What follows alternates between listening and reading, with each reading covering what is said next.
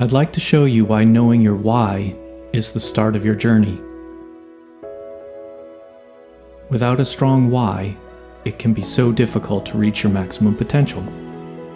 My name is Dr. Jason Balara, and every week I meet with real estate investors and mindset specialists that are taking action in order to build a life according to their own terms. We will break down what drives successful people and allows them to achieve at such a high level. If you are a professional wanting to break through, or simply someone that wants to hear an inspiring story, the Know Your Why podcast is made for you. Hello everyone, I'm Jason Balara and this is the Know Your Why podcast. Today I'm very excited to have JimBiggs on for interview. Jim, how are you doing this morning? Peachy keen, Jason. Good, I'm glad. So Jim is a founding partner at Jeroma Enterprises and the GOB Network. Jim controls real estate in Illinois, Texas, and Oklahoma, and has served as a key principal for both Fannie Mae and Freddie Mac. He has the liquidity and net worth to help you close your deal as a co-sponsor or KP and GP. His partnership controls 341 units as a GP and 867 units as an LP across the country. Beyond that, Jim, I'd really actually love to have you tell us your story and your beginnings. I know you and I have sort of talked about it and we have a lot of common backstory. So I'd love it if you could just kind of go through where you came from and then we'll get to where you're headed as well. But I think your story is very interesting. Well, I appreciate that, Jason. And I do feel like that you and I have very similar backgrounds and a lot of similar interests. But a little bit about me, I live in the far western suburbs of the greater Chicagoland area, but I didn't grow up here. I'm not a Midwesterner. I'm a transplant. I'm originally from Tennessee. I was born and raised there through my formative years, but I grew up in orphanages and children's homes and came from, I like to tell people that I still have the mindset and inside my head still lives a poor hillbilly boy that, run around barefoot, in worn out clothes and holes in the knees and those kinds of things. And I do still have that mentality. And I think it's important to know that because I'm 63 years old and I still haven't overcome that limited thinking. But all of us, no matter where we are, between our ears, have the opportunity to overcome those things and with the right people around you and with the right mindset, you can become a lot more than maybe what you were born to be, so to speak. And growing up, poor and bouncing from home to home to home, I never really knew anyone or had anyone in my life that was a business owner. Never had anyone really that I knew that had gone to college. We're just hardworking people, and people with good hearts. Obviously, if they're taking in orphan kids and things like that, they have a good heart. So I never felt a lack of love, but I was always, an angry young man just because of the circumstances. Even though there was a lot of people reaching out, I never really felt loved, because I was given up. But regardless, I was lucky enough that somewhere along the way, I had some people in my life that encouraged me to read. And some books that I read very, very early in my life started to have an influence on me, started to push me in a certain direction and opened up some doors and allowed me to peek into a different kind of mindset that I wasn't raised with. And I actually left high school early, didn't finish, got a GED, and joined the Air Force, and walked away from some other opportunities that I had. And whether or not it was the right decision, who knows? But I did join what we affectionately call the Walking Air Force. I was recruited into the Global Survival Instructor Program. and I really loved it. It allowed me to be just a big Boy Scout and be outdoors all the time, and an element that I felt very, very comfortable in. But unfortunately, I got hurt very early on, and was not allowed to continue in that service area, and was told that I would have to sit behind a desk or take some other type of job that would not allow me to continue along the path that I had intended. And long story short, you don't know what you don't know. And I was very, very young. And the doctors said, look, they put me out on what was known as TDRL, Temporary Disability Retirement List. And I went out and had found some jobs and was doing okay. And so once every year you had to fly, if I remember right, it was Wichita Falls, the base in Wichita Falls, Texas, and they'd reevaluate you. And they told me that I was doing much better in life than and making a lot more money than I would if I stayed in the military. So I might as well just get out. And I said, oh, okay. And so they discharged me honorably, of course. But what I didn't know was that I was giving away a lot of benefits. So you learn those things later in life. But that started me down a path of that would lead to a lot of entrepreneurial pursuits. Most of my adult life, I've been a business owner in several different industries. The largest part of that, though, was in the automotive industry, where I owned several new car franchises. But but before I got there, one of my very first businesses was with a friend, a very close friend that I had in high school. I actually worked for him. He had given me one of my early jobs, and it was not unusual for me to have a job before school, and then after football practice, go to another job. That was, kind of my high school years, formative years. And he was one of those after school jobs. The before school jobs always were either, on a farm or on baling hay, shoveling chicken poop and, and working with hogs and stuff like that. And after school was actually working for a very large retail chain. And that was the friend that had given me that job. And we eventually went into business together and opened up a small retail establishment. And back in the day when people actually used cameras, there was a thing that you couldn't actually make a phone call with. All it did was take a picture. And that used to be a very, very popular hobby and a very, very popular thing, gadgetry or if people today want to buy all the latest tech, back then they wanted to buy the latest photographic equipment. Right. And so we had a small camera shop and that we opened up in one of the suburbs of Nashville, Tennessee. And we were doing very, very well. And, one morning I arrived at the shop to open it up, and he wasn't there, which was very unusual because he always beat me to the shop.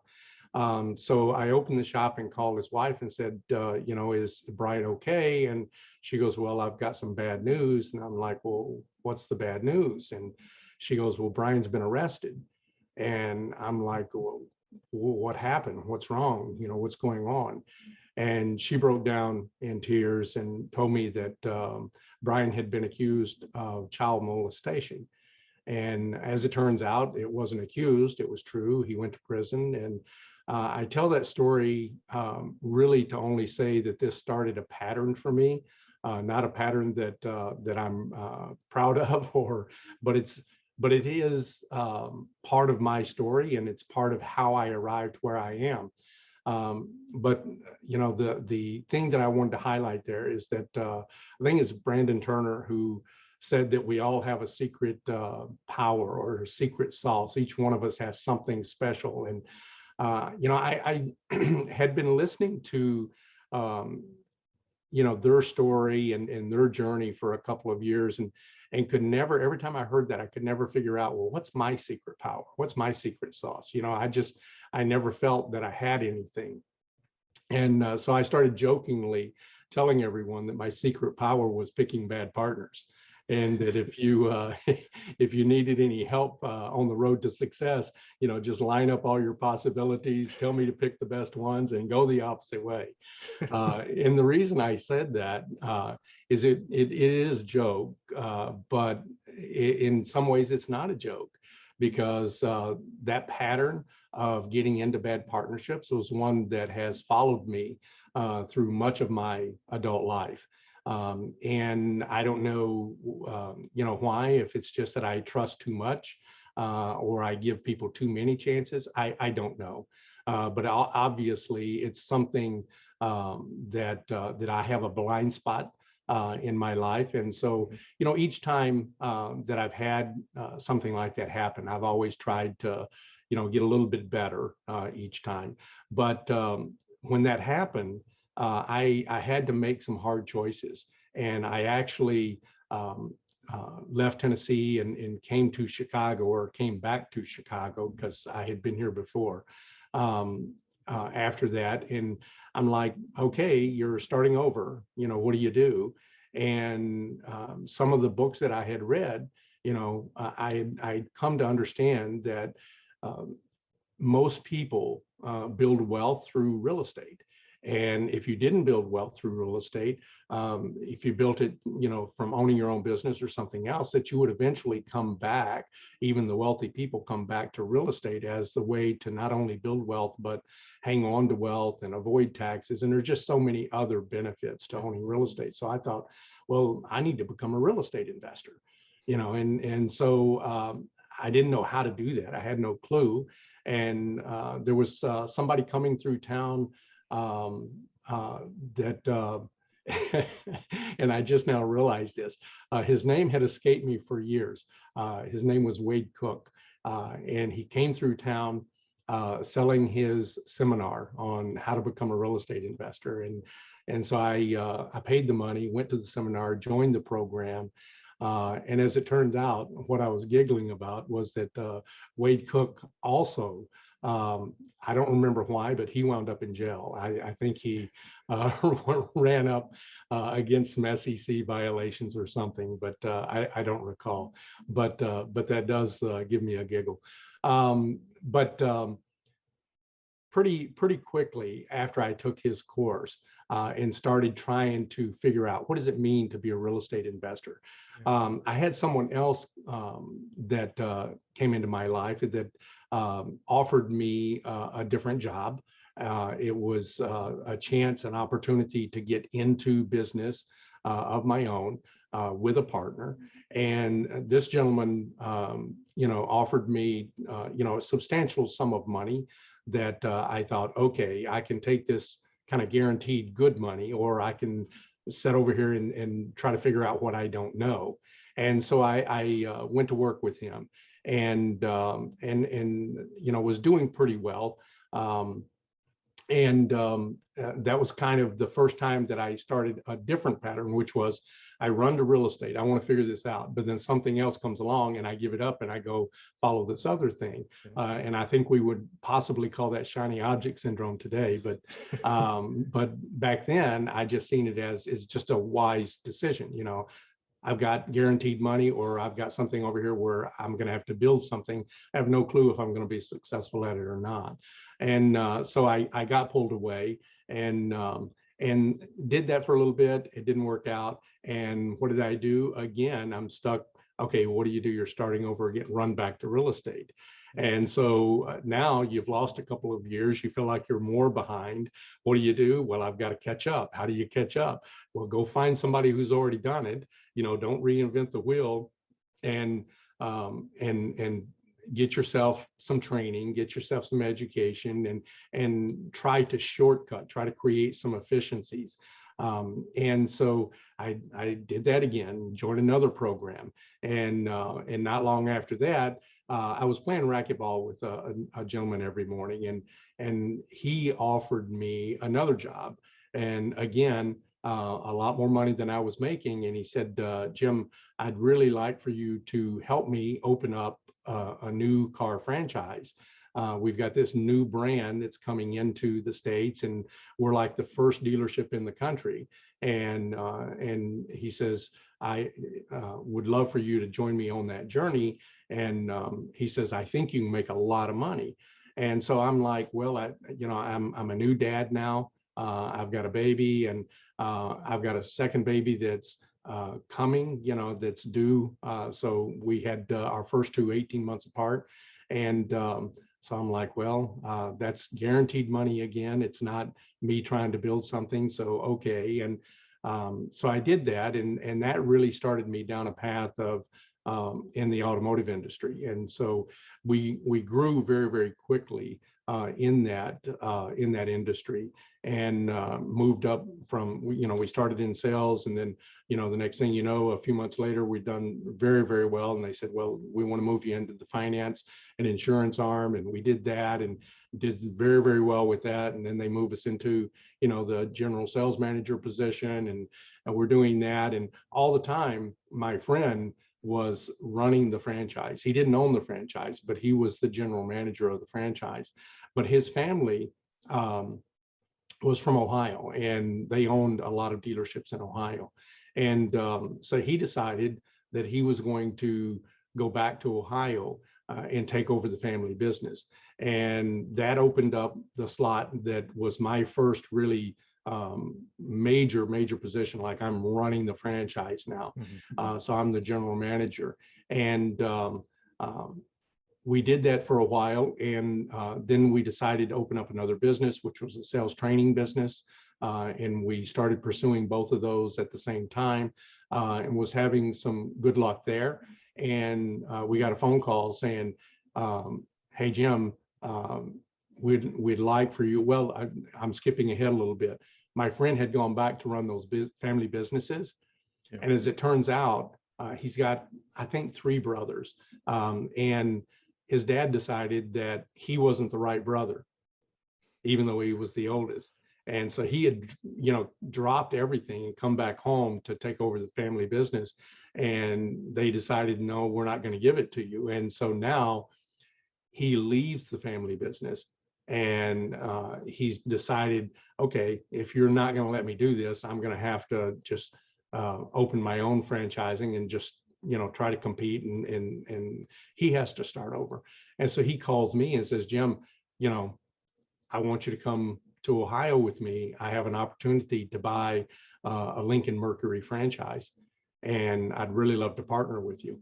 And so we leave Florida, which, and that skips a big part of the story. We had moved to Florida, but we sold everything and left and went to Ohio. And as it turns out, the person we were buying the dealership from owned a Lincoln Mercury franchise in another town in Ohio. And he got in trouble and with the law, and we lost the franchise. And so again, here I am getting into bad partnerships. And when we lost the franchise, I'm like, now I'm stuck. And each time, I didn't come to these businesses empty-handed. I was the young, driven, sweat equity guy. I was the boots on the ground kind of guy. But I also brought all the capital that I had. These things, you can't just go into them with no money.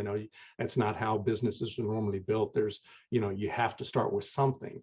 And so, it wasn't a lot of money. Each time I started a new business, the very first one back in Nashville, I think I only had 15 grand. But for me, that was all the money I had in the world. Yeah. And 15 grand in the in the 70s was still a lot of money. Big amount of money. Yeah. And so the same thing happened, when one of these businesses close or comes to an end, they don't refund you your money, so you're starting over from scratch.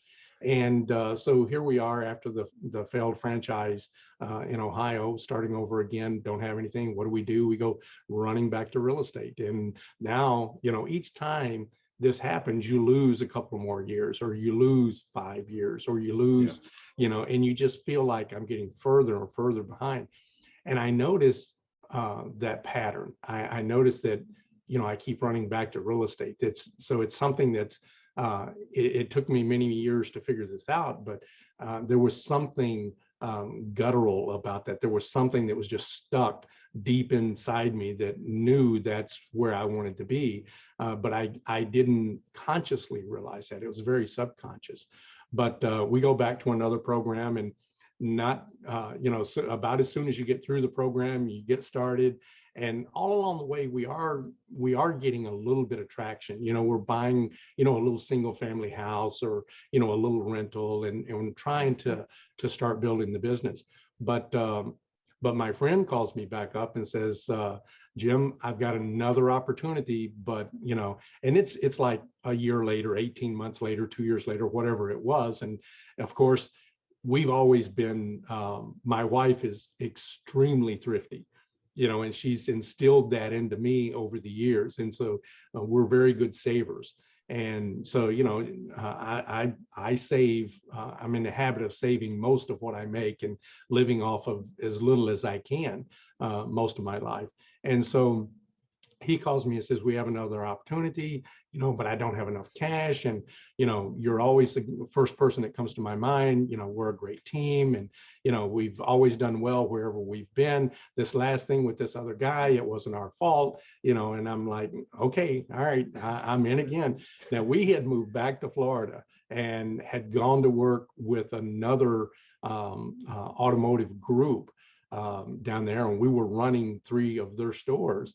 And I'm like, okay, I'm giving notice, I'm going back to Ohio, and I've got some money saved up. And this time I think I had 75 grand this time, and of course I skipped several others. First time was 15, and then I think I brought 40 or 50 grand the next business, and now we're up to like 75 grand, and we're opening this new dealership. And so it was back in Ohio. And so we go back up there and we open up another franchise. And this one started out as a Chrysler franchise. But then very, very quickly, in this small northwest corner of Ohio, we started buying up other small little dealerships, because when you're in a county that only has 30,000 people in the entire county, and the little town that we were living in was the county seat, and it only had 7,000 people. So, one franchise is not going to do much for you. So we started buying up other franchises, and we wound up, I think, owning 4 or 5 different franchises. And most of them today, actually, we started out with Chrysler. We got the Dodge franchise, Plymouth franchise, and I think we wound up with Jeep Eagle at that time. I think that Jeep had bought Eagle, but regardless, all of that today is, I think, under just one ownership of Chrysler, the Chrysler badge. Yeah, but back then it was several different dealerships. And so, we're chugging along, doing pretty good. And one of my blind spots, we talked about, another piece of that is that I really trust people implicitly. I give them the benefit of the doubt. It's just in my nature.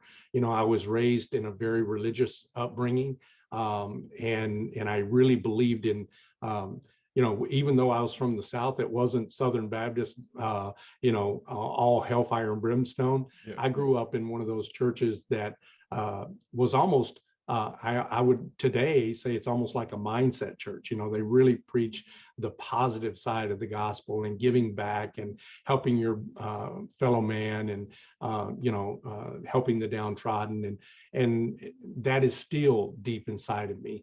And so, I give people the benefit of the doubt and a lot of trust. And so I've always worked on a handshake agreement, and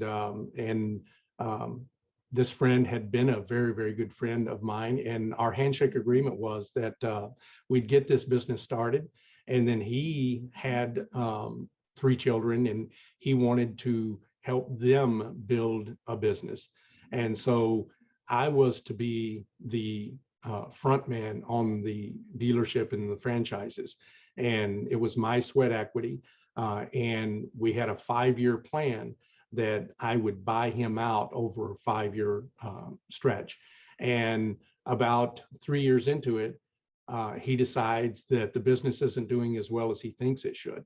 Now, mind you, I'm sending him like 40 grand a month to live on a condo on Miami Beach. I'm sending him a brand new car every 3 or 4 months. And he decides that's not good enough. And so unbeknownst to me, he goes to Chrysler and says, I want to switch my general managers and partners.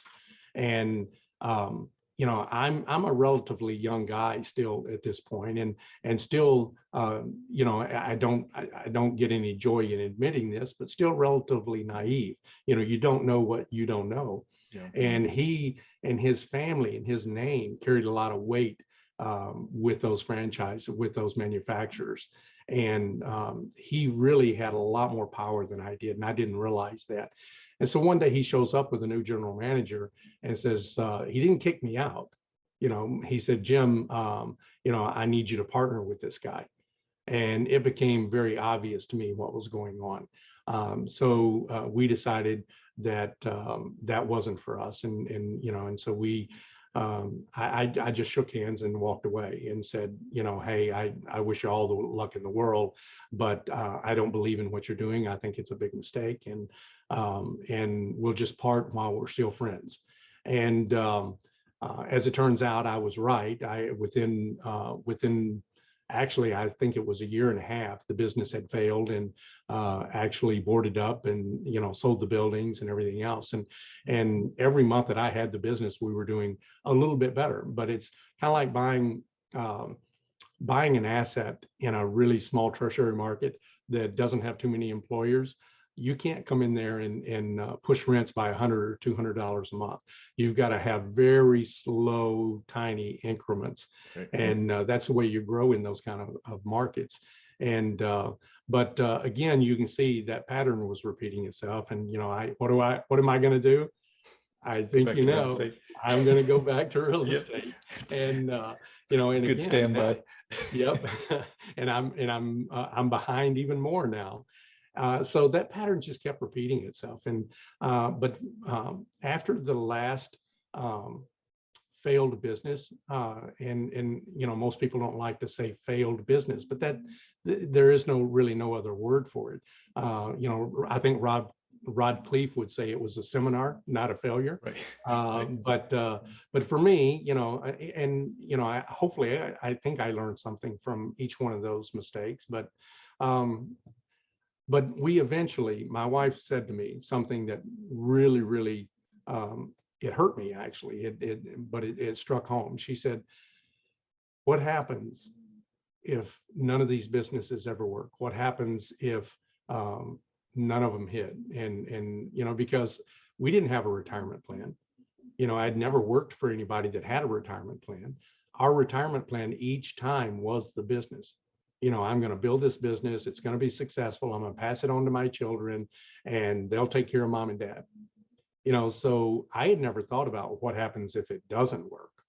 I've got blinders on. I can only see success, Right. And so the first time we had moved to Miami, many people wouldn't realize this unless you're my age. Miami Beach has not always been what Miami Beach is.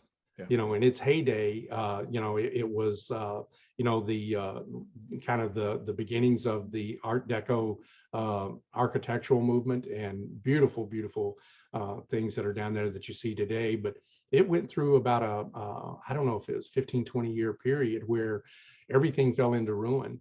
And Miami Beach was actually almost like where homeless people went that didn't have any money to live. And there was a lot of old people that were, pushing shopping carts. And you could actually, our first day in South Florida, we drove down Ocean Boulevard when we got into Miami, and we seen for sale signs. They had big for sale signs all up and down the beach. All of those hotels that you spend $400 a night for to stay in today, they were trying to sell those hotel rooms off as kind of like a condo. And you could buy a condo on the beach. Literally, you open your door and your toes are in the sand for 15 grand. And we look back on it today and it's like, man, why didn't we buy a bunch of those? Could have bought them you're all. not right. You're not smart enough to do that in the moment. Yeah. But it really struck my wife in a very strong way that I didn't realize that image was stuck in her head. And she asked me, she goes, if this doesn't hit, are we going to be like those old people in Florida on Miami Beach? And I've got not just my wife to think about, but I've got 3 kids now to think about. And that really caused me to step back and do some soul searching. And so I did something that I swore to her that I would never ever do, which is go to work for the man, take a W-2 job. And especially not the job that I took. I tell people I affectionately went into the family business, and her family business was the steel industry. And it's not the family business because they own anything. It's the family business because she had like 3 generations of her family that had worked in that business. Yeah. And her mom used to always have a Friday night dinner and a Sunday morning breakfast. And it was a big family dinner. So all the family would gather around. There'd be 10 or 12 of us, having dinner together. And they would always talk about the adventures and misadventures in the mill. And there was always 2 common themes in those stories. One was that if you were new and you were just getting started, that you'd be thrown into the grease pits. And the grease pits are at the bottom of these giant machines, the machines as big as a house. And if you can imagine a house with this basement, well, the basement is where all the grease that is, in the gears that are running these giant machines, all of it falls into the basement and somebody has to clean that out constantly. And there's no lights down there. You have a helmet, imagine like a coal miner, you have a helmet light on and you go down there shoveling grease all day long. And if it wasn't grease, it was coal, depending on which part of the mill that you worked in. But you'd come out of there and you'd see pictures of people and they'd take off kind of like their goggles. And that was the only thing you could see, because everything else was just covered in black grease. And I'm like, well, that doesn't sound like much fun. I don't want to do that. And if it wasn't that story, the other story was about how dangerous it was. Somebody fell in a vat. If you don't know, steel melts at roughly 2,700 degrees. And you put just about anything in there, it's instantly vaporized. And there's a lot of stories about all of these unsolved murders in Chicago back in the heyday of the gangsters. Where they go, most of them in one of those vats, they're where there's absolutely no evidence. It doesn't change the chemistry in that batch of steel at all. But that somebody died falling, into something like that, or they got crushed between a coil, or got caught in between 2 rail cars and cut in half, or were walking the beams and fell off a beam that was 40, 50 feet in the air and died. And I'm like, none of that sounded really enticing to me. It's like, why do you people do that? And they would always end the night with, like, my wife is, of her family are of Mexican descent, and so they were like, Mijo, you really need to come work for us out at the mill. It's a really good job. It pays a lot of money. And I'm like, I just listened to all the stories you told me all night long. There's no way, there's not enough money you're going to pay me to do that. None of that's enticing. Like, I don't want to end up in the vat. Right, exactly. But anyway, I did wind up after that hard conversation. That's where I went. I went to work for the man in the steel mills. But there was a very specific reason that I did that, which is they had, and still have to this day, a very unique program. You can join the mill and get a retirement plan based upon hours worked, not based upon years worked. And one thing as an entrepreneur, you're used to doing is working long hours. And so you had to work 12 years to get vested. And then anytime after 12 years, you could retire. And based upon the number of hours you worked, they would give you your retirement pay. So I determined that, look, I can shortcut this. I'm starting this very late in life. So I can work a lot of hours, just continue doing what I'm doing. And in the car business, it wasn't unusual for me to work 6 months without a day off, and then take one day off. And it wasn't unusual for me to work from open to close. And so I just kept that pattern. I just kept working like that. And when you work like that, you're putting in, it's more than two jobs. So if you stop and think about, 16-hour days, because they wouldn't, and why did I work 16? Because they wouldn't let you work 20. Right. So if they would have, and there were days where you have emergency, they always tell you it's against the law. You can't work more than 16 hours. That's the Fed will come after you. But on an emergency day, when everything would break down, then all the rules were out the window, and you could work straight through. And it didn't happen very often, but once or twice, maybe 3 times a year, you'd have a breakdown, and you could work 24 hours in a shift, or you could work 30 or 36 hours, and I have. Yeah. And you would think you can't work that many hours without sleeping, but believe me, you can. One thing I learned in the military, when we had certain maneuvers that you were forced into certain things as a put you in stress positions that you might be in if you were shot down over enemy territory or captured behind lines. And they would force you into these things where you wouldn't eat.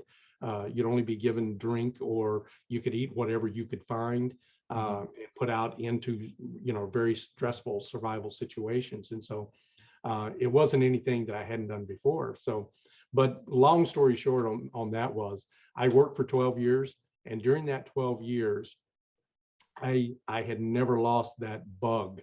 It was always like, you can do this, you can be successful. And, that entrepreneurial itch just doesn't go away. So after 12 years, I had enough hours under my belt. I tell people I got a 30-year retirement in 12 years. And so I decided to retire and pursue real estate full time. And so during the last 4 years that I was there, I wasn't working as much, but I had a pattern. I had all along been buying smaller real estate, but I realized working the hours that I was working, the single family model was never going to work. I had that everyone has the same plan. They build it backwards and they go, okay, if I can get $100 a door, and if I can buy 10 houses a year for 10 years, I have 100 houses at $100 a door. Yeah, I can retire and live very comfortably off of that. Right. But I realized after the first year, I had 2. I didn't have 10. And then the 2 were starting to take up more and more of my time. And I'm like, okay, this isn't going to work. So I switch gears. I go into multifamily. But to me, multifamily was, going from buying these small $100,000 houses or $80,000 houses to buying a 10-unit apartment building.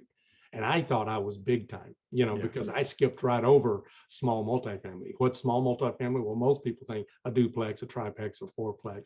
But in real estate, it's not truly a commercial multifamily until it's 5 units or more. So I thought I was big time, going after a 10-unit building. And it is big time. It is a huge mental hurdle to get over. But you learn the longer you're in the business, that you hear a ton of gurus that will tell you spend just as much time buying a 10-unit as you do a 100-unit. It takes just as much effort. The processes are very, very similar. So why would you waste your time buying a 10-unit when you could buy a 100-unit? And I think that that's a false narrative. And I could give you a lot of reasons why I think that. I do believe people really are better off starting small, in my opinion. But anyway, we quickly found out that we were still, with the hours working, having a hard time scaling. And we were at a CCIM event and heard Gene Trowbridge speak about syndication on a Sunday night. And it was the first time we had ever heard the term syndication when it wasn't associated with gangsters. So we didn't know what's this syndication? Is that some kind of gangster takeover of apartment buildings? What is that?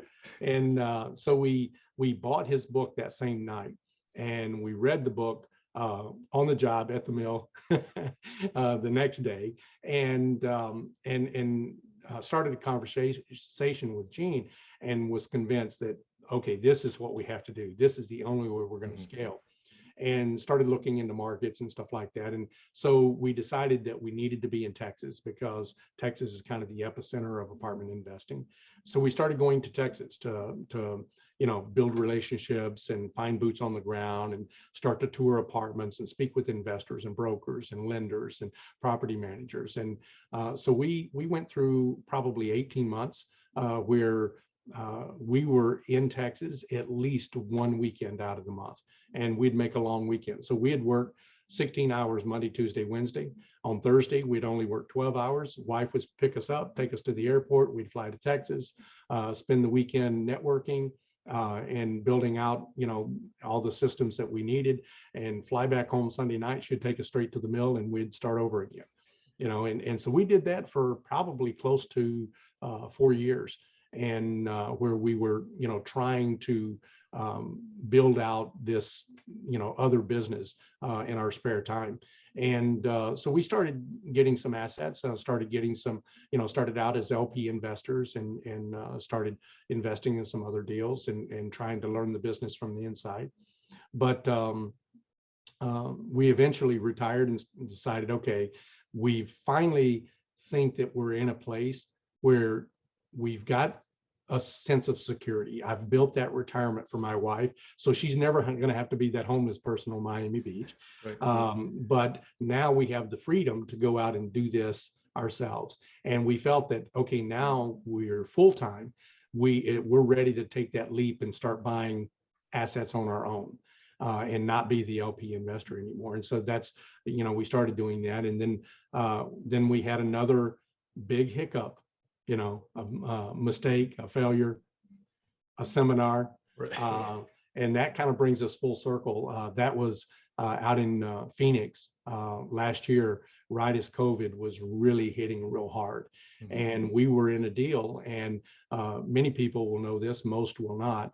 Fannie and Freddie, who finance like 80% of all apartment deals, shut down for about a 4 to 6 week period of time and were not doing deals. In fact, they were canceling deals and saying, we're not going to close on that deal. And they came to us and told us, look, unless you can close in 5 days, then, we're going to put this on hold. Mm-hmm. And so we started scrambling, trying to figure out, how we're going to do this, because we weren't scheduled to close in 5 days. But we talked to all our investors, and we somehow got this thing pulled together and said, okay, we're going to close. And they go, oh, kind of like surprised, like, right. We didn't expect that. Yeah, we didn't really think you could do it. Right, we didn't think you could do it, or else if we thought you could, we'd have said in 2 days. Right. See what happens. Right. But we come to the table and they go, well, okay, we'll still close, but this has to go back to underwriting. We can't just move forward the way we said we were. And then that was our chance to say, oh. And so it comes back from underwriting, and they change all the terms. They'll close, but not under the agreement. Well, we had just done everything we could to secure a closing in 5 days with the terms that you had given us. Yeah. So now we've got to scramble again. So I could talk about that, and I have on a podcast for an hour and a half. So I'll reduce that just to say that we pivoted so many times because of hiccups like that. Yeah. We went back and forth, wound up changing lenders, wound up changing property managers, wound up changing the business plan, wound up going from a syndication to a JV, wound up going from a 506B to a 506C. Long story short, we spent a lot of money trying to make that deal work. Mm-hmm. And at the end, it got to a point where I said, because each time the deal gets a little skinnier. Right. And the numbers get worse and worse and worse. And it finally got to the point where the investors that were still with us, we could still close the deal. And they were still behind us to close the deal. But I just got to a point where I didn't feel confident because all of that happened over about a 4-week period. Mm-hmm. Where we did not know what was going to happen. The agency lending is shut down. You went to 30% unemployment almost overnight. No one knew how long this thing was going to last. And I made a decision. I talked to the investors and said, look, I'm not confident about what's going to happen over the next 2 years. We might be going into a recession. We might be going into, the worst recession this country has ever seen.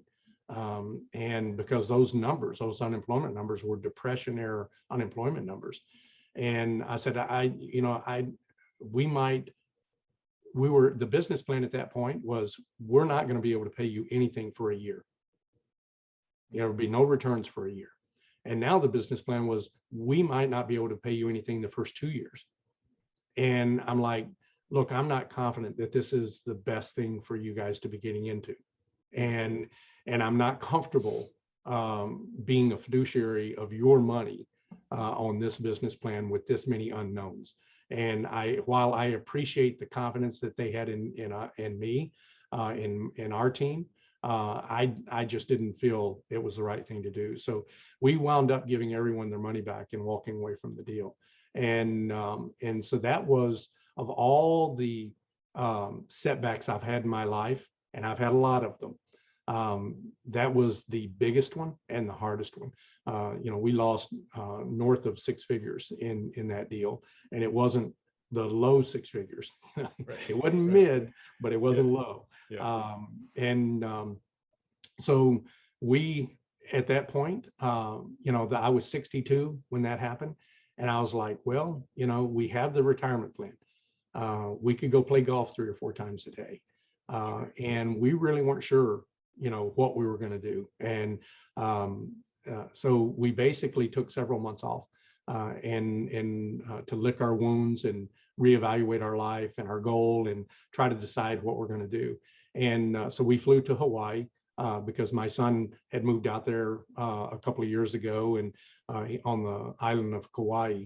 And my grandson, during that time frame, my first grandson, was born, and my daughter-in-law and him were living with us. So for his first year, I got to be, grandpa every single day, and take care of him every day. And so we had really bonded.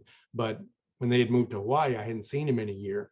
And so I thought, well, the only thing in this world that loves you more than a puppy dog is your grandson. Yeah. And so I get to go to Kauai and lick my wounds and get all the free grandpa love I could. And while out there, I'm trying to decide, are we going to retire fully, or are we going to figure out a different way to move forward?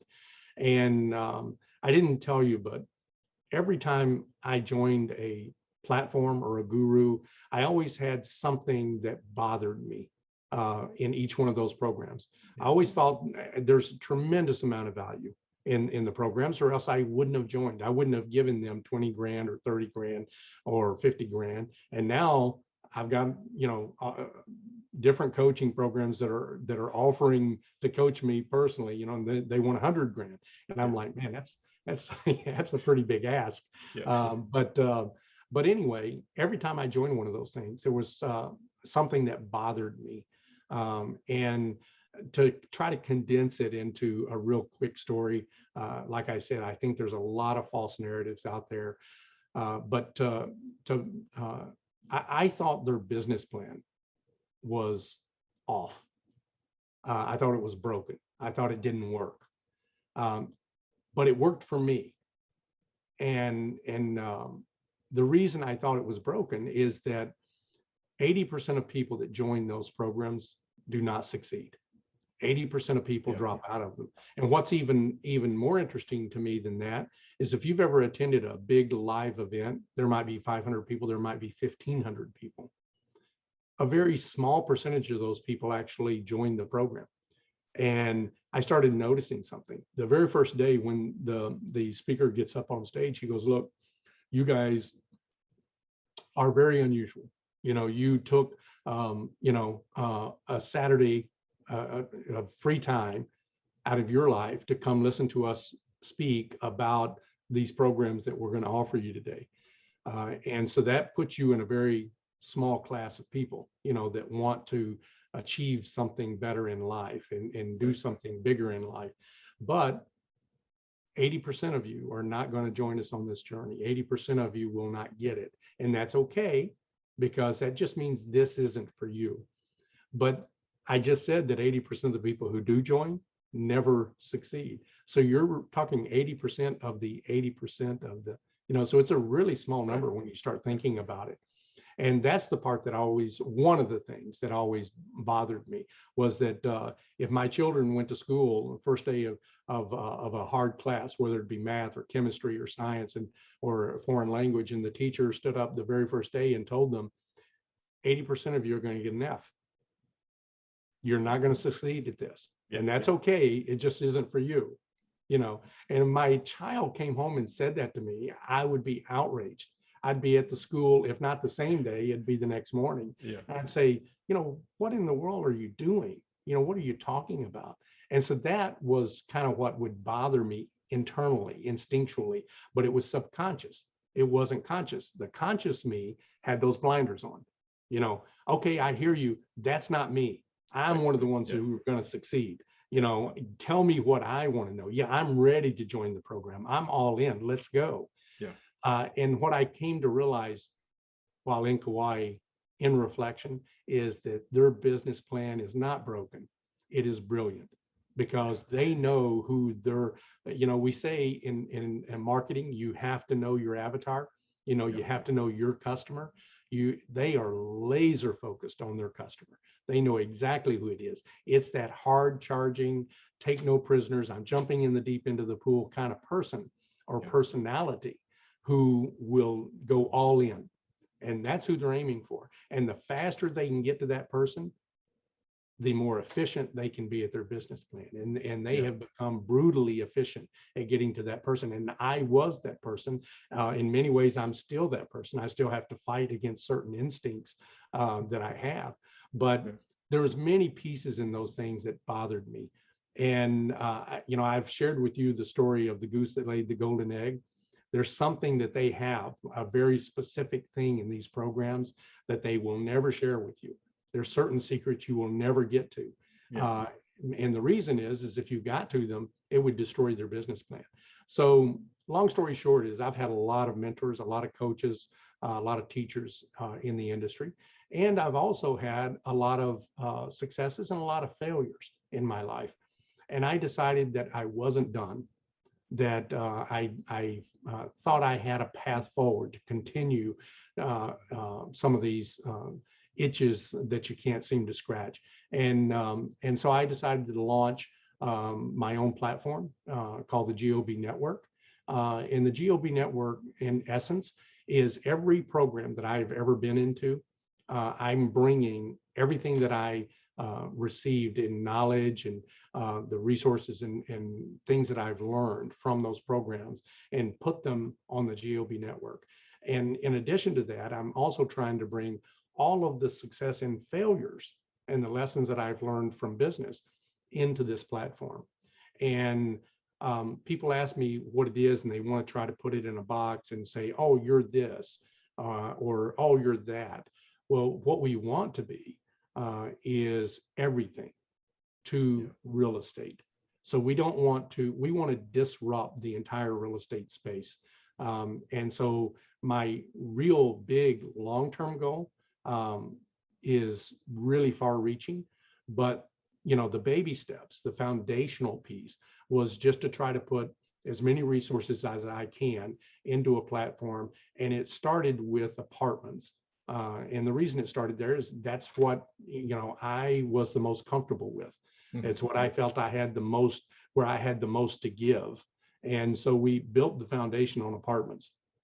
And it's still mostly about apartments and trying to teach you how to buy your first apartment, try to provide you the resources. So it's not just an educational platform. Yeah, we'll have educational piece to teach you how to buy an apartment building, or you can use that same knowledge to teach you how to become a better passive investor or limited partner. But we also, in addition to providing education and knowledge, we provide a very rich tool set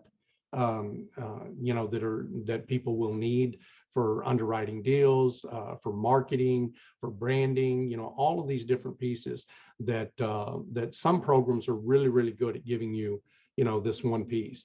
but another program would be really, really good at giving you a different piece. And so we're trying to bring all of those pieces together. So if there's something out there that you can get in program X, Y, or Z, we want to put all of that in one place. And we want to become really I say we're built on a business model that comes from the tech industry, that's built on the foundation of 3 basic business principles. And one of those is freemium. So if you think of freemium model, think of Google. You know, they give away Gmail, they give away a certain amount of Google Drive and cloud space and all these different tools. So we are embracing that model, especially in the early stages of the business. You know, we want to give away as much as we can. And then the second piece of it, we want to build a crowdsourced hive mind. And the easiest way to visualize that is think of Wikipedia. So when Wikipedia started, all the knowledge that's on Wikipedia used to be in 27 volumes of books that people would go door to door and sell to you. And they were called the World Book Encyclopedia or the Encyclopedia Britannica. You know, and if you didn't have one at home, there was one in the library. You know, and when you had a paper due, you always went there, you know, to start your paper. And or Google. Well, back then Google didn't. I'm 63. Google didn't exist.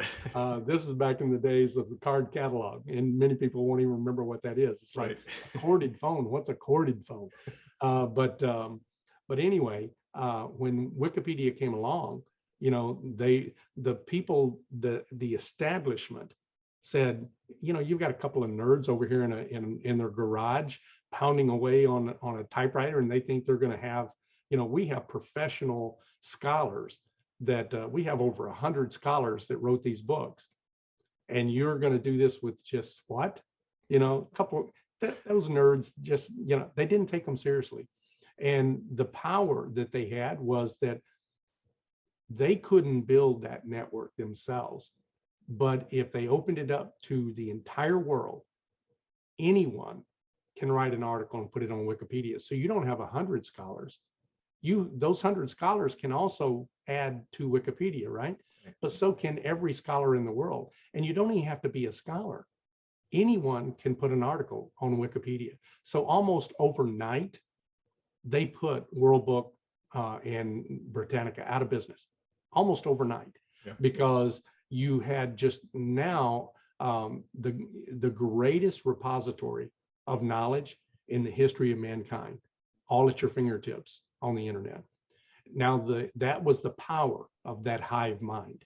Now, it's also its biggest weakness, because although anyone, you know, if you think about that, anyone can put an article on Wikipedia, meaning that, you know, even, you know, the kid next door, you know, could write an article on, you know, it doesn't mean that it's good stuff. But the reason it works is that everyone is an editor.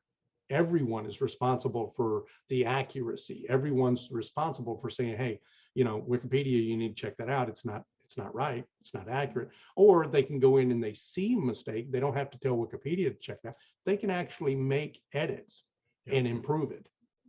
And so that idea to me is extremely powerful. So we want to bring that to the platform. And so the platform is never going to be about me. It's never going to be JimBiggs's platform or JimBiggs the guru. I think it's hubris. It's a poor little hillbilly boy with a big word. I use, but it wasn't 3 syllables. If it were 3 syllables or more, it would have never dropped out of my mouth. Too much, yeah. It would have been too much. But I think it's really arrogant to stand up and be the source of all knowledge. For people to say, I'm going to listen to that guy, you know, he knows everything.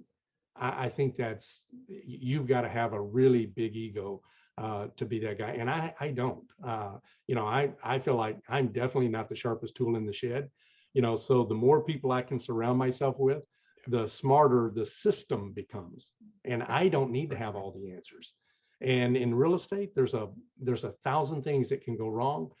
There's 1,000 obstacles that'll prevent you from being successful. There's 1,000 obstacles that are going to get in your way to getting that first deal done. And knowledge is only one of them. So we wanted to have the hive mind. If I wanted to label myself as a guru, which I do not, but if I did, I might be able to answer or overcome 10 problems, 10 obstacles. But I said there's 1,000 to overcome. So you're still 990 short. Right. And I don't have the answers. Yeah. So that means to me that if I want if I want the platform, our platform to be successful, I need at least 999 or 990 other answers. Right. 990 other people, a hive mind to overcome all of the obstacles that a person might come up against. So what do some of those obstacles look like? Well, many people get in this business and they don't have the net worth to get a deal done. So they need that. So we can provide net worth, and we can provide it in such a fashion that they don't need to spend 18 months flying to Texas every month looking for net worth. Mm-hmm. They don't need to fly to Texas every month looking for boots on the ground. They don't need to fly to Texas every month to network with other apartment investors and like-minded people. So those are all obstacles to overcome. Liquidity is another one. You know, not many people, people listening to this hopefully know that if you're going to buy an apartment building with agency debt, there's a requirement that your net worth has to be equal to the amount of money that you need to borrow. And that 10% of that has to be liquid, meaning you have to have the cash in your hand. Now, not physically in your hand, it can be in stocks or it can be a savings account. But what it cannot be is an IRA or 401k, things that if you needed the money, you have immediate access to. So it pretty much is, your stocks, your bonds, and your cash in the bank. And so if you need to borrow $15 million, your net worth has to be 15 million. Yeah. Well, less than 2% of the population are worth $15 million. So it's kind of hard, 98% of the people you're going to ask to be your net worth are going to have to say no, right. And so that's a big obstacle to overcome. And the liquidity, 1.5 million of that, you need to have how many people have 1.5 million in their savings account? Right. Most of us are sitting there next to them. Right. Most of us are lucky if we've got 150,000 in our savings account, or 15,000 in our savings account, or 1,500. If you look at the percent of people that only have 1,500 versus the people that have 15,000, let alone the people that have 150,000, and we can't even, so it's not an easy thing to find that necessarily, but that's what we want to provide. We want to provide an easy way for you to find that. Yeah. And that's, we're building that into the platform. So those are all obstacles that will get in your way in trying to find your first apartment deal. And so we're trying to put all those pieces together. And then the last piece of it is we want it to be open source. So as we're building things, I'll give you, one of my big goals. I want to use machine learning and AI to underwrite deals. Now, underwriting, there's an art to underwriting.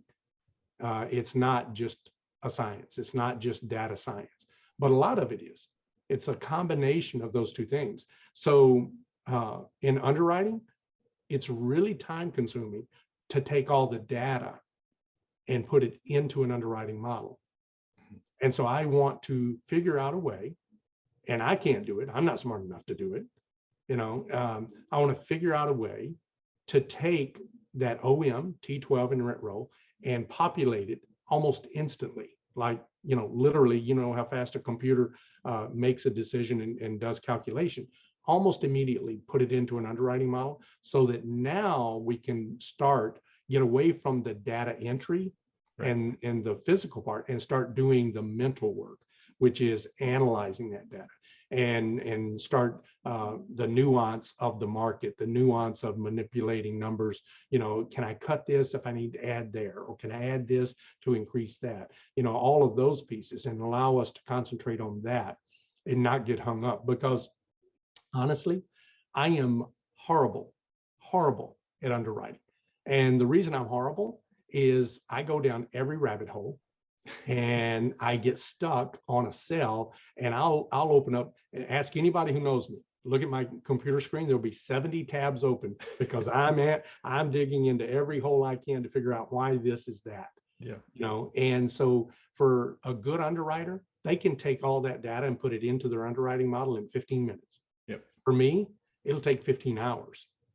And I made some very critical mistakes very early on in learning to underwrite that I've learned really bad habits.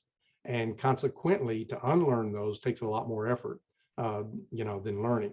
Yeah. And so if you want to learn to be a good underwriter, let me tell you, there's some very good tricks that you can employ, and I'm happy to share them with you, but don't do it the way I did, or else you're always going to be very slow at it. Now, I understand all the concepts, and I'm good at pulling apart the data and asking you about your assumptions and knowing where the data can be manipulated so that you can make the numbers say whatever you want them to say. So I'm good at uncovering that kind of stuff. But so we want to be able to shortcut a lot of that and make everyone to some extent at a level playing field, but not starting at first base, starting at third base. Right. And so that's one of our big goals, and we need a hive mind to do that. But we also need open source. So if you think about Linux versus Microsoft, so they both started roughly about the same time. And again, it's that Wikipedia model. Bill Gates is sitting over here in Seattle saying, I know we started in a garage, but we quickly started elevating and hiring the best, and you guys are saying you're not going to hire anybody. You're just going to continue to be a bunch of nerds in the basement, right. Trying to build out code. It'll never work. You don't have discipline, you don't have structure, you don't have systems, all of these different things. And so for the first 10, 15 years, Microsoft was 100% accurate. They just became the biggest operating system in the world and blew past Linux and that whole idea. But what they didn't know was this is the time, the old Aesop fable of, the tortoise and the hare. Yeah. So Linux, I don't know if most Americans would realize this, but Linux is the largest operating system in the world. It is the most popular operating system in the world, just not in America, not in the United States. Yeah. And that's no longer true either. So Windows no longer runs the internet in the United States. Microsoft does not run anything that you think that it really runs. So if you work at a large corporation, you see Windows on your desktop. Yeah. You see Excel on your desktop, Outlook on your desktop. But behind that is this intranet that is running this whole company system. That's Linux. Wow. It's all open source. And outside of America, Linux is the default operating system. And the open source idea of Linux, if you don't know what that means, it means that anyone can go into the Linux code. It's not hidden, it's not locked down, it's open to anyone. So anyone can go in and break it. Anyone can go in and make it better.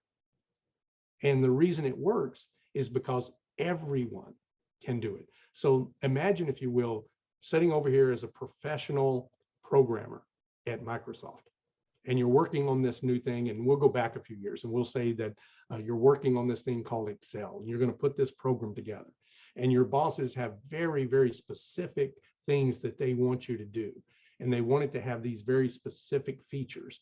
But you have this idea that, no, you want this other piece to be added on. It would make it so much more powerful. And they come to you and say, look, we told you, Jason, this is what we need. Yeah. Okay. I know you've always coming up with these big ideas. We don't have time for that. You need to concentrate. You need to focus. Yeah. So what do? At night when you go home, Linux is working on this other thing called Libra or Calc or, some other program. Yeah. And you say, you know what? They will let me put my idea in there, and I'll give my idea. I'm working for Microsoft in the daytime. At nighttime, I'm over here giving my great ideas to Linux, and anyone can do that. So you not only have everyone, you've also got the best of the best over here at these other companies, Oracle or Microsoft, contributing in their spare time because they want to get credit for their idea. They want to have the liberty, the freedom to implement their ideas without being constrained inside of that corporate environment. And anyone that goes in there and changes even one line of code, even one little piece of one little line of code, makes it better.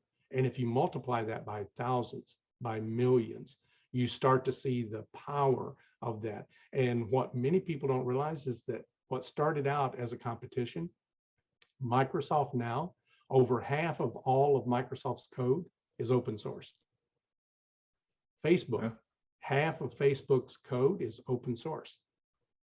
Most of the AI that we're moving forward with today is open source. Half of the AI at Tesla is open source. And it's open source because they know the fastest way to grow and accelerate is to allow everyone. If I'm paying you, I've got a finite amount of money that I can pay for a finite number of programmers. But if I'm not paying you and you're doing this strictly out of joy, of love, of you enjoy it, now I've got an infinite number of programmers helping me achieve the same thing. So the piece that they don't make open source is just kind of the piece, the monetized piece, the piece that we need to keep to ourselves so that our business plan works. And so we love that idea of open source because we have a lot of things we want to break the underwriting models that are out there. There's 1,000 different underwriting models, and so far I've not found one that it really does everything. Almost every one of them has limitations, and we want to try to create something that's all inclusive. And we don't want to do it just in underwriting. So in our big goals, we want to bring those ideas to bear against everything in real estate. And that was I only answered one question so far. Tell me a little bit about yourself. That was actually perfect. A lot to unpack. Well, first of all, thank you for your service. I actually don't think I knew that you were in the military. I don't think we talked about that last time. So thank you for your service. We may not have. Incredibly important. I was struck many times throughout your talk there of just, I mean, I already knew we had a lot in common, but the thing that gave me chills was finding out that your friend, business partner, had gone to jail for child molestation, because I actually had exactly that same thing. Not a business partner, but like one of my best friends growing up. I found out sort of just like you did. It was like I actually got, I think, a text picture of a news article. Like, is this him? Like, no, you just don't know. And I think it takes your breath away. Yeah, it really does. I mean, that's been a hard thing for me, and even years later. And it's your point about sort of, you just trust people inherently. That's how you start, a relationship. And I'm the same way. And it's like, sure, it's going to burn you sometimes, but I would argue that that's also, that is your superpower. That is our superpower in a way, in that, I think as an entrepreneur, you're able to take those leaps because you're trusting. Sure, things are going to go wrong. There's going to be failures or seminars. If you're Rod Cleef, like, things are going to happen, but at the same time, you probably won't achieve as much if you don't trust that things are going to work. So I think it's kind of, it's a two-way street, but I'll take that, optimistic side about people and humanity. I just, at times you think that stuff's going to happen and it's going to change your outlook on people. And I still will fall into, I still will just, sort of be right in that trusting mode. Yeah. So, thank you for sharing the story. Like I said, there's a lot there. And I think the fact that you sort of kept coming back to real estate is another big point about it, in that there's a reason for that, right? There's a reason where you found out, okay, all of these other things, they weren't as stable as we might think. You managed to to work your way through getting a retirement at the mill. But also if you had gotten hurt or something like that, that you couldn't keep going, you know, it's like people think that a regular job is the most stable, safe way to go. But realistically, you know, as you kept coming through real estate, you're finding that actually the most stable thing I can do is create these passive streams of income so that then I can do whatever I want. And taking those risks, or having something like, you know, you experienced at the start of COVID, not ruining you because you have this, you know, sort of system in place, this infrastructure of, you know, building these other streams of income. It's like you can have one go wrong, and obviously go very wrong for you in that situation. But that, you know, that COVID did that to a lot of people that were a lot less prepared for it. You know, it's like 30% unemployment. That's a big deal, right? Probably the vast majority of those people didn't have other things in place that they could, you know, sort of recover from. So it is, I'm struck more and more by, you know, kind of where people think entrepreneurship in real estate is risky. I'm struck more and more that it's actually maybe the safest bet.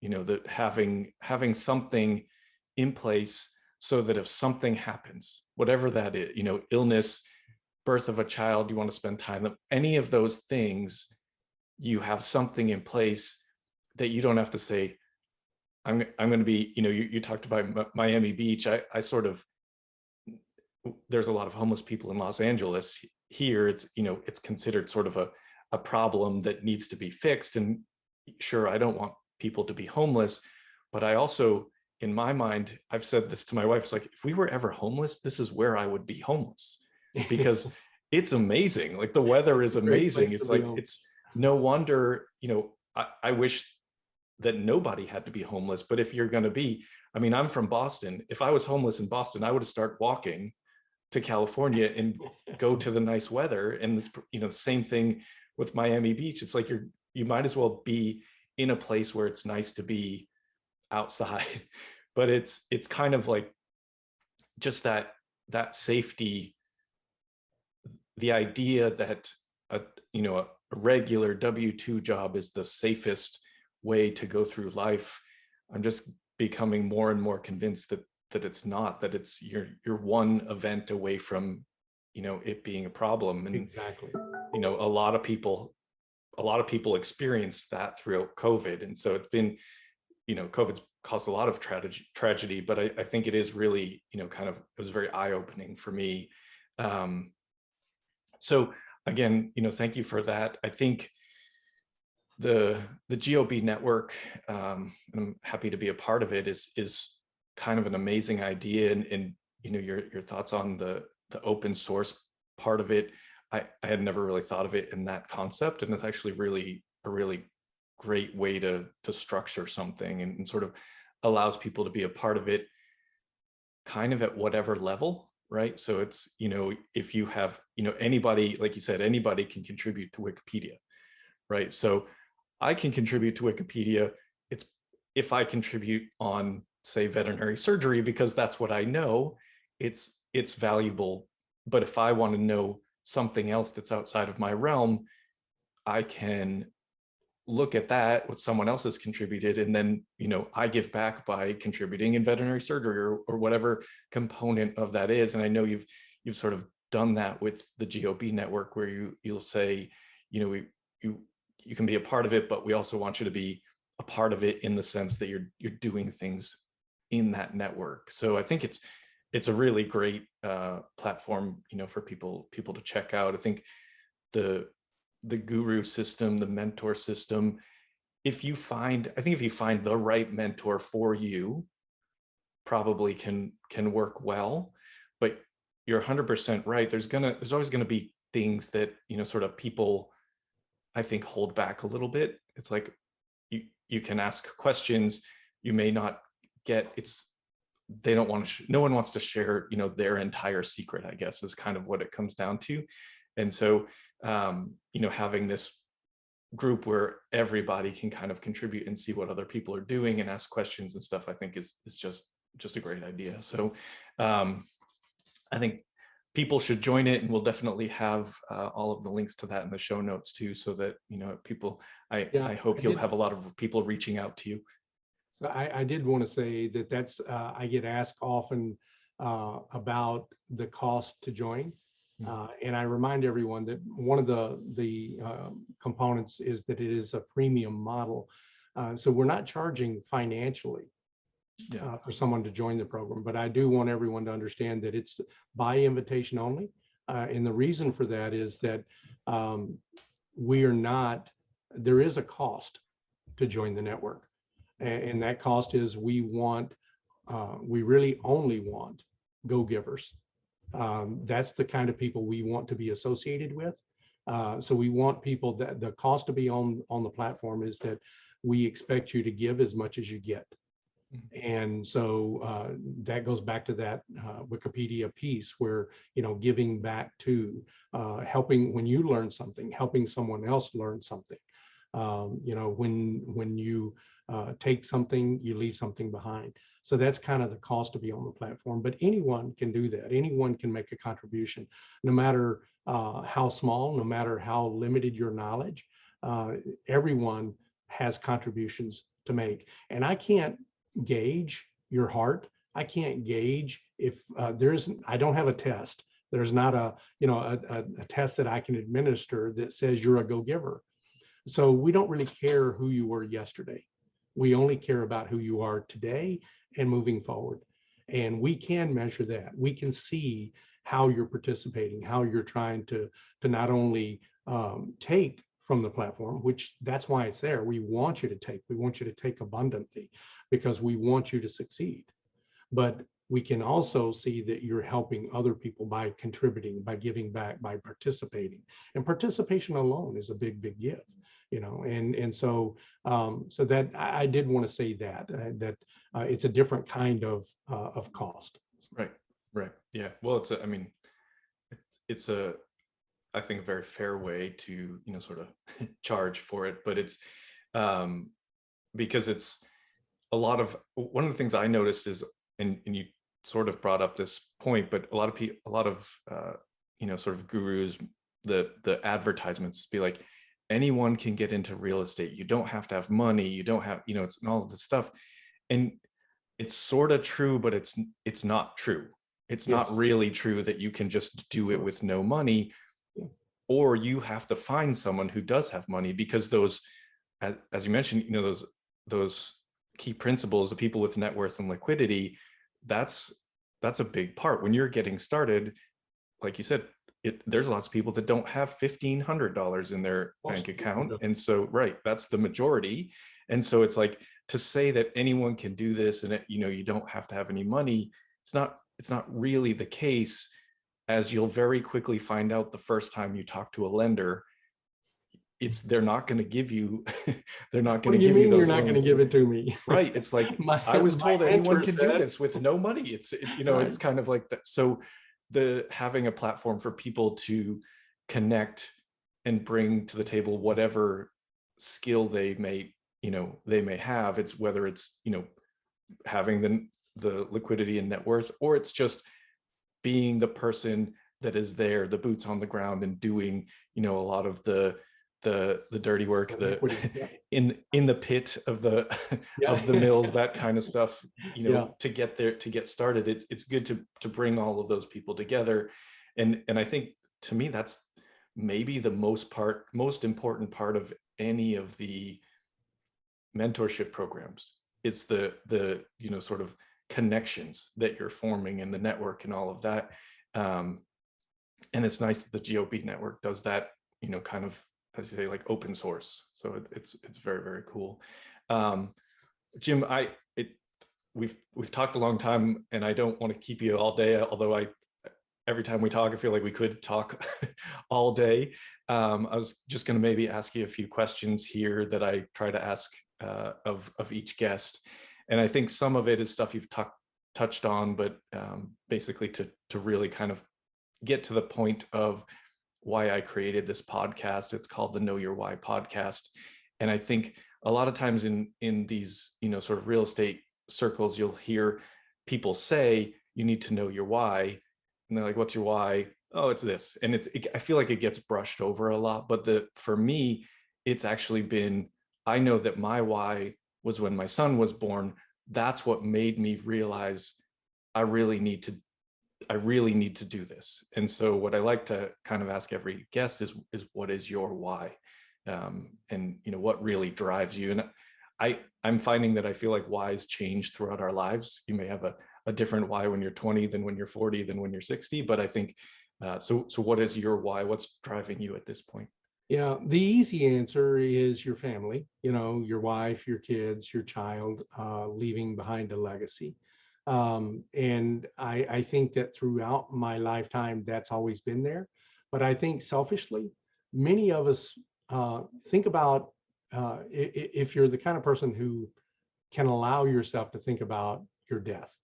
We just had, unfortunately, one of the patriarchs of our family pass away this last weekend. And I'm sorry. you always think, man, I hope people come to my funeral. I hope there's a long line of people that, why do you want that? Why, what is that really saying about you? You want to be loved. You want to be remembered, Yeah. and I think that we don't necessarily, if we're not braggarts, here we go, we're going to test our hillbilly ability to say a 3-syllable word.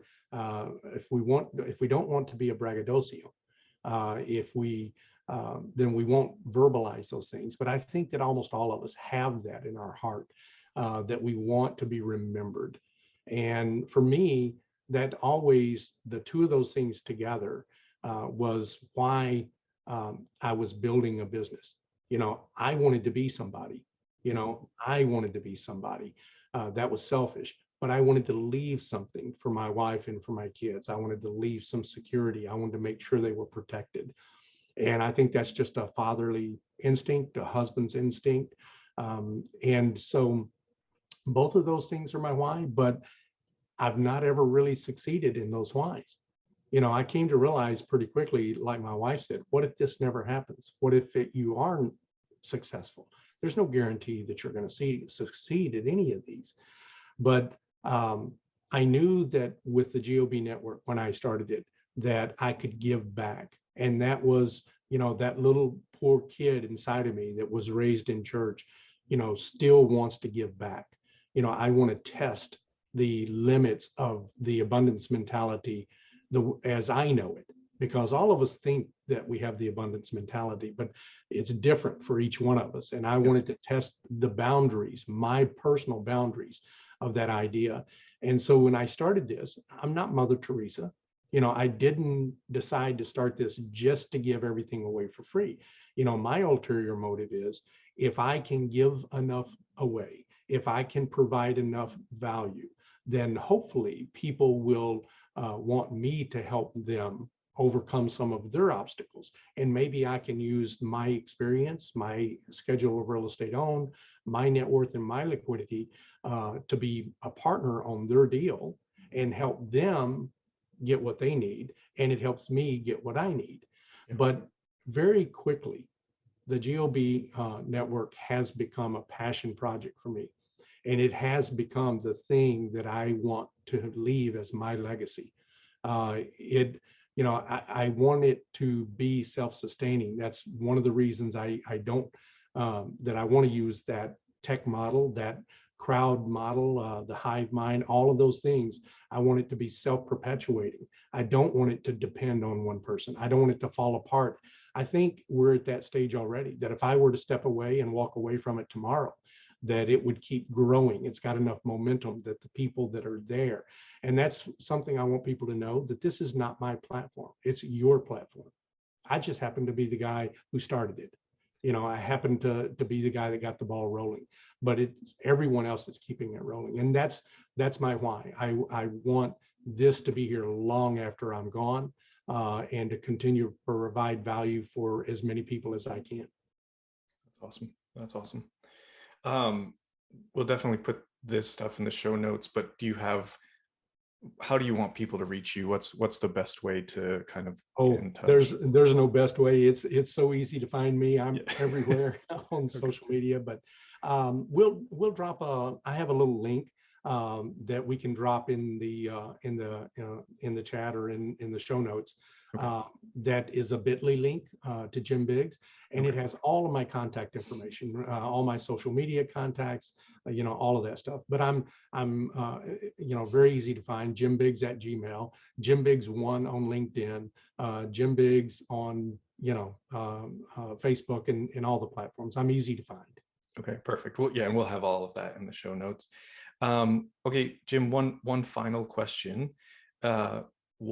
What piece of advice do you have for someone kind of getting started and maybe has, a similar background? Maybe this question's for me, has a similar background to you in terms of, life story and things like that. What would you say to them, perhaps as motivation or advice? Well, the easy answer is to go to gobnetwork.com and see if you can get on the platform. But no, you've got to find a way to overcome I said there's 1,000 obstacles, and you can overcome some of them. You can overcome some, I can overcome some. Collectively, we overcome more. But our beta test for this platform was to come to someone like you and say, Jason, here's a deal. You don't have to find the deal. We already found the deal. Mhm. Jason, you don't need the net worth. We already have it. You don't need the liquidity. We already have it. We wanted to eliminate every obstacle except for one. Yeah. And the one is you. Right. And that's always going to be the biggest obstacle you have to overcome. And that one between your ears, there could be millions of things that you allow your self-talk to prevent you from doing this. So my advice for people is to find a way to automate, if you can, and force behavior on yourself. And don't try to make giant changes all at once. Everybody says, go big or go home. That's even my hashtag on LinkedIn, go bigs or go home. But in some ways, the longest journey begins with the first step. And so find the first step.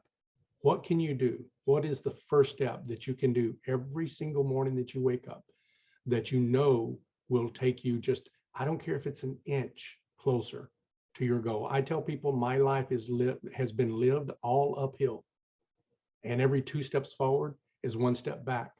But I've continued to make progress up that mountain.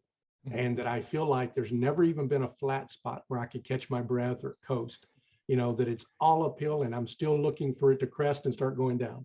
Yeah. So many of us feel like that. We feel overwhelmed. And I think you have to find, what do you can do every single morning? Is it make one phone call to a Jason Balara and say, hey, Jason, I'm new to this space. I just wanted to reach out and say hello and see what you're doing and see what I'm doing. Are there any synergies? Is there anything I can do to help you achieve your goals? Is there anything you can do to help me get further along?